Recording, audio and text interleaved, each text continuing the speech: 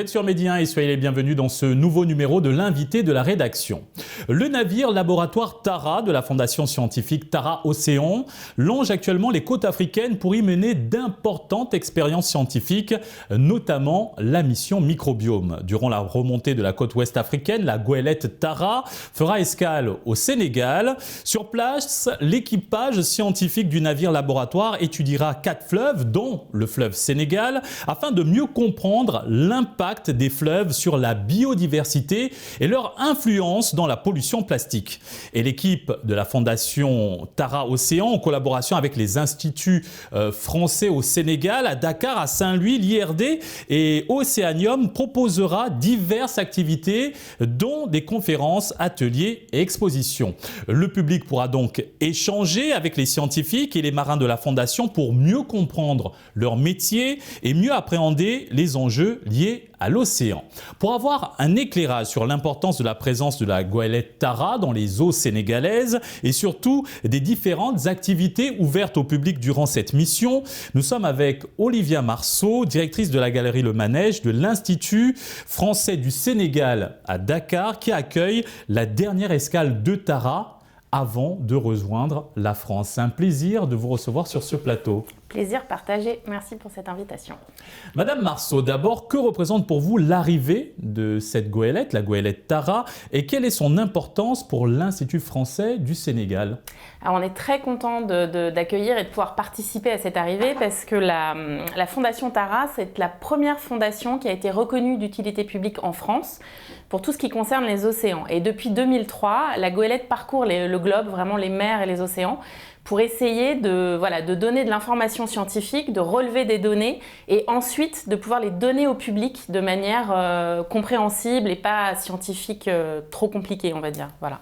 Plus abordable pour le public, abordable, le grand exactement. public. Au cours de cette dernière étape de sa mission microbiome, la goélette fait escale dans 6 pays, Afrique du Sud, Namibie, Angola, République du Congo, Gambie et maintenant le Sénégal. Au Sénégal, comment va se dérouler la collaboration entre l'Institut français et Tara Océan? Alors nous, on a décidé de créer tout un programme au sein de l'Institut français ici au Sénégal, que ce soit à Dakar ou à Saint-Louis, pour pouvoir accueillir la goélette et nous aussi pouvoir transmettre toutes ces informations dont la finalité c'est quand même de dire il faut protéger nos océans puisque aujourd'hui, je ne sais pas si on le sait, on parle beaucoup des arbres, mais en fait l'océan c'est celui qui nous permet de respirer à plus de 50%, c'est ce qui donne de l'oxygène en fait aux humains. Donc c'est extrêmement important et je ne vous parle même pas du volet économique qu'on connaît très bien ici au Sénégal et tous ces problèmes liés à la pêche, etc. Donc tout ça est lié. Donc nous, on veut accueillir cette mission du mieux et de la manière dont on sait le faire, c'est-à-dire en organisant des conférences et en organisant, en ce qui me concerne, une grande exposition sur les murs extérieurs de l'Institut français. Donc plusieurs activités sont prévues dans le cadre de cette escale de l'équipe scientifique de la goélette Tara. L'Institut français en est l'un des principaux organisateurs de ces activités. Déroulons ce programme ensemble. D'abord, parlons des expositions. Qu'avez-vous prévu concrètement? Alors, on a 2 choses. Il va y avoir à la fois la possibilité pour le grand public de visiter une exposition qui a été créée par Tara, donc la Fondation Tara, qui s'appelle l'exposition microbiome. Donc là, c'est vraiment ce qu'ils appellent le peuple invisible de l'océan. Et c'est une exposition, on va dire, scientifique, voilà, mais vraiment grand public.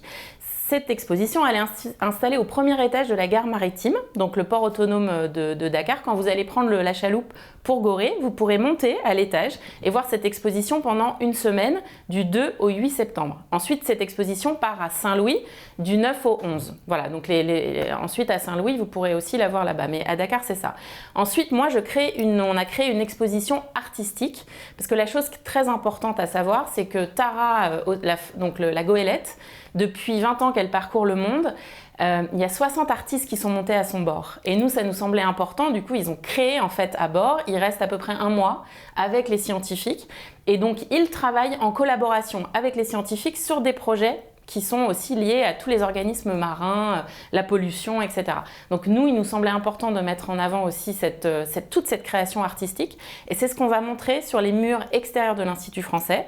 Donc l'exposition est sous le commissariat de Ken Aïchassi, que j'espère le public sénégalais connaît, qui est une artiviste, j'aime l'appeler comme ça, mais une opératrice culturelle qui a fondé la plateforme Warart, qui est également commissaire d'exposition, qui a créé la boîte à idées, enfin voilà. Et elle a choisi 10 artistes sur la soixantaine qui a participé aux missions. Et donc on a 10 artistes français qui ont embarqué dans différents points du globe. Et donc ce qui est génial, c'est qu'on va avoir le monde entier sur nos murs, voilà, du Japon au Brésil, en passant par l'Arctique et là, la dernière mission qui longe les côtes africaines, en effet, depuis le mois de mars dernier. Alors, comment s'est fait le choix de sensibiliser sur les océans à travers l'art et la culture? Alors, je pense qu'on peut résumer ça avec le titre de notre exposition. Ça s'appelle Tara Océan, corps noir, absorption et rayonnement. Alors on se dit corps noir, qu'est-ce que c'est? Voilà, c'est un peu ambigu, mais en fait un corps noir, c'est un terme scientifique qui veut juste dire que c'est un corps qui prend l'énergie électromagnétique et qui le rejette et qui donc crée un rayonnement, crée de la lumière. Et en fait cette idée, pour nous, elle est clairement avec l'océan, puisque c'est vraiment ça, l'océan qui absorbe la lumière et qui rejette de l'oxygène qui nous permet, nous, les humains, de vivre. Et quelque part, on pourrait le rapprocher aussi aux artistes qui sont montés à bord, qui ont absorbé tout ce savoir scientifique, qui ont absorbé toutes ces recherches et qui le font rayonner à travers leur création. Voilà, moi je vois ça un peu comme ça. Intéressons-nous maintenant aux conférences et débats. Quelles seront les principales thématiques abordées? Alors samedi, on a une conférence à l'Institut français de Dakar qui concernera le rôle des femmes dans la science. Donc c'est Femmes et Sciences, voilà, donc avec plusieurs intervenants qui vont pouvoir partager leur parcours, parce que c'est important de donner des modèles aussi et de dire que c'est vrai que pendant longtemps les sciences ont souvent été vues comme des choses plutôt... Une sphère d'hommes. Voilà, exactement. Et en fait non, il y a de plus en plus de femmes, et aussi au Sénégal, donc elles sont là pour partager leur expérience. Sont également prévus des ateliers de sciences collaboratives avec le Planktoscope et le Curiosity, des outils qui ont été développés par Plankton Planète en collaboration avec la Fondation Tara. De quoi s'agit-il concrètement? Alors ça, ce sont des outils pédagogiques qui sont embarqués sur la goélette aussi. Et donc là, c'est pendant les ateliers publics, en fait, les visites publiques. Donc j'encourage les gens qui sont intéressés par ça à emmener leurs enfants, par exemple, à s'inscrire. Donc le lien, il est très facilement trouvable sur nos réseaux sociaux. On a fait plusieurs posts. Ce sont toutes des activités gratuites et ouvertes au public. Tout est gratuit, voilà. Mais en revanche, la seule chose, c'est qu'il faut absolument s'enregistrer, parce qu'on est dans un port, on est dans le port de Dakar, donc on peut pas, voilà, il faut vraiment que les gens puissent s'enregistrer, mais c'est gratuit. C'est samedi et dimanche là qui arrivent, donc de 14h à 18h, si je ne me trompe pas, ou 17h. Non, 18h, c'est ça. Et en fait, l'idée, c'est qu'on fait monter les gens à bord. Donc, ils ont une petite visite de la goélette et une rencontre avec l'équipage. Et ensuite, ils sont redirigés vers l'espace dont je parlais tout à l'heure, où il y a l'exposition aussi.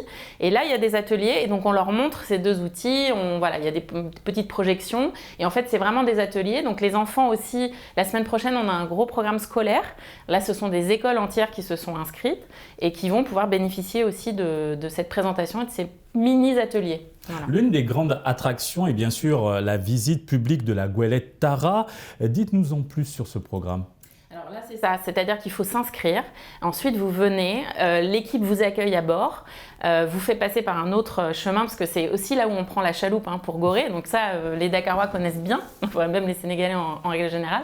Mais là, l'idée, c'est qu'on a prévu un petit parcours avec les médiateurs de Tara qui vont accueillir les gens sur la goélette. Et ensuite, une fois qu'ils auront vu le matériel que les scientifiques utilisent à bord, ils pourront en parler au sein de l'exposition microbiome qu'on est en train de mettre en place au premier étage de la gare. Quelles sont vos attentes concrètement par rapport à toutes ces activités? Que voulez-vous que le public retienne? Alors, je pense que le principal objectif, c'est, moi de mon point de vue en tant que directrice et travaillant dans l'art contemporain, c'est de mélanger l'art et la science, et donc de faire en sorte que ces disciplines soient poreuses et s'apportent des choses.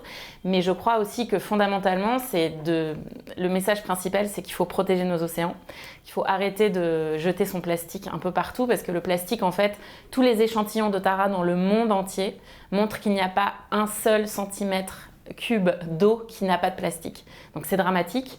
Ça va dans le ventre des poissons, donc ça les détruit. Nous aussi, finalement, quand on mange du poisson, on mange quasiment du plastique. Enfin, voilà, donc c'est vraiment un message écologiste, un message de protection de l'environnement de manière globale, qui est quand même très importante aussi ici au Sénégal. On connaît tous les problèmes liés à la pollution des océans. Voilà.